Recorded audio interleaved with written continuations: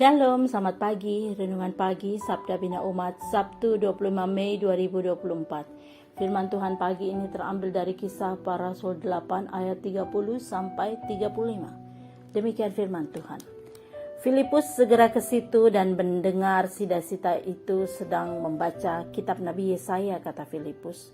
Mengertikah Tuhan apa yang Tuhan baca itu? Jawabnya, bagaimanakah aku dapat mengerti kalau tidak ada yang membimbing aku?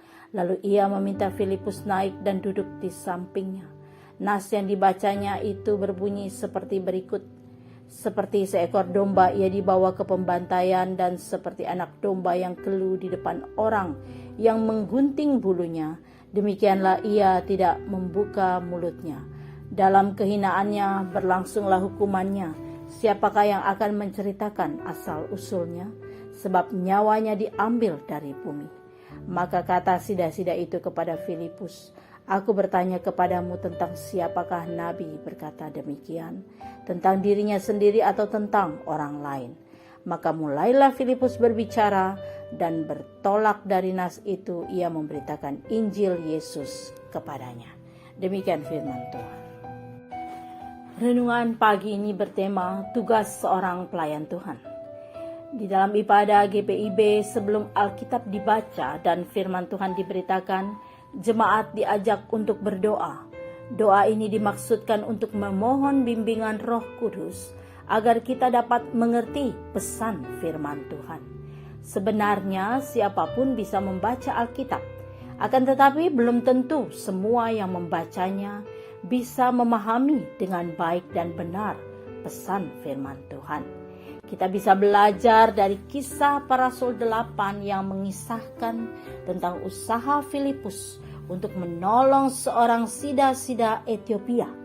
Ketika mendengar sida-sida itu membaca kitab Nabi Yesaya, diaken Filipus bertanya, mengertikah Tuhan apa yang Tuhan baca itu? Sida-sida itu menjawab, bagaimanakah aku dapat mengerti kalau tidak ada yang membimbing aku? Lalu ia naik meminta Filipus naik dan duduk di sampingnya. Siapapun bisa membaca kitab-kitab Alkitab, namun untuk dapat memahami pesan firman Tuhan yang baik dan benar, kita perlu melakukan apa yang dilakukan oleh sida-sida, yaitu meminta bantuan diaken Filipus yang penuh Roh Kudus untuk menjelaskan pesan firman Tuhan. Dalam tuntunan Roh Kudus, Filipus menjelaskan kepada sida-sida itu pesan firman Tuhan. Apa yang diperbuat oleh Filipus ini merupakan karya Roh Kudus. Roh Kudus ya yang telah menggerakkan Filipus untuk mendekati sida-sida Ethiopia ini. Bahkan Roh Kudus yang memperlengkapi Filipus untuk dapat menolong sida-sida Ethiopia mengerti firman Tuhan, lalu memberi diri untuk dibaptis. Sebelum membaca Alkitab, kita perlu berdoa, meminta Roh Kudus mencurahkan hikmat agar kita dapat memahami firman-Nya.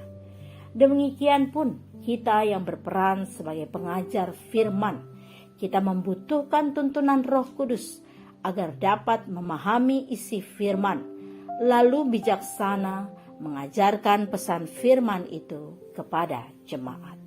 Doa pagi ini, ya Bapa di surga, curahkanlah Roh Kudus ke atas kami, agar kami mampu memahami kehendak-Mu dan melakukannya. Amin. Demikian renungan pagi ini. Selamat beraktivitas. Tuhan Yesus memberkati.